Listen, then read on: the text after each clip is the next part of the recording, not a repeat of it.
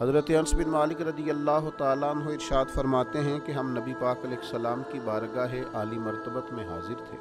اچانک نبی پاک علیہ السلام نے مسکرانا شروع کیا، یہاں تک کہ میرے پیارے محبوب صلی اللہ تعالیٰ علیہ وسلم کے مقدس دانت مبارک ظاہر ہو گئے۔ اور صحابہ فرماتے ہیں جب حضور مسکراتے تو دانتوں سے ایسا نور نکلتا تھا کہ مسجد نبوی شریف کی دیواریں بھی روشن ہو جاتی تھیں۔ حضور مسکرائے تو سیدنا عمر رضی اللہ تعالیٰ عنہ نے عرض کیا کہ یا رسول اللہ صلی اللہ تعالیٰ علیہ وسلم، میرے ماں باپ آپ پر قربان ہو، کس بات پر آپ ہنسے؟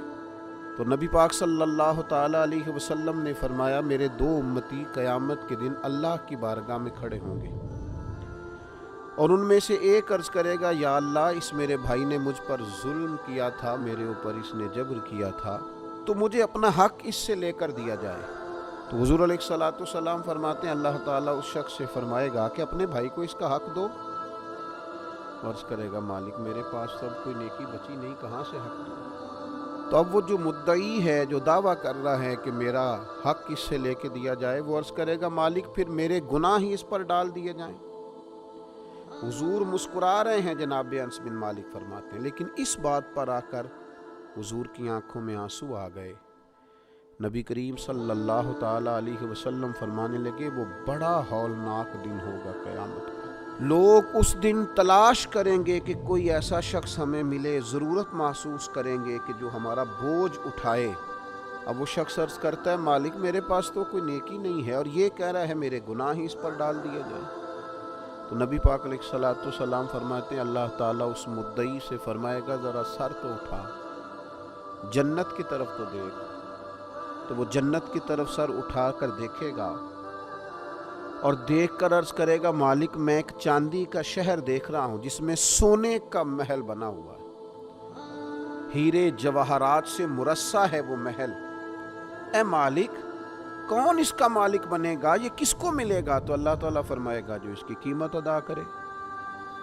تو وہ عرض کرے گا، مالک اس کی قیمت کون ادا کرے گا؟ تو اللہ تبارک و تعالیٰ فرمائیں گے، تو بھی اس کا مالک بن سکتا ہے۔ تو بڑے تجسس سے، بڑے شوق سے عرض کرے گا، مالک میں کیسے مالک بن سکتا ہوں؟ تو اللہ فرمائے گا، تو اپنے بھائی کو معاف کر دے، میں تجھے اس محل کا مالک بنا دیتا ہوں۔ کر دے معاف اپنے بھائی، درگزر کر اپنے بھائی سے، بھول جا اس کی خطاؤں کو، کچھ دیر کے لیے چھوڑ دے جو اس نے غلطیاں کی، تو معاف کر دے اسے، اور میں اس محل کا تجھے مالک بناتا ہوں۔ نبی پاک صلی اللہ تعالیٰ علیہ وسلم ارشاد فرماتے ہیں، وہ فوراً عرض کرے گا، مالک میں نے اپنے بھائی کو معاف کیا۔ تو اللہ تبارک و تعالیٰ ارشاد فرمائے گا، اس کا ہاتھ پکڑ اور پھر اسے جنت میں ساتھ لے جا۔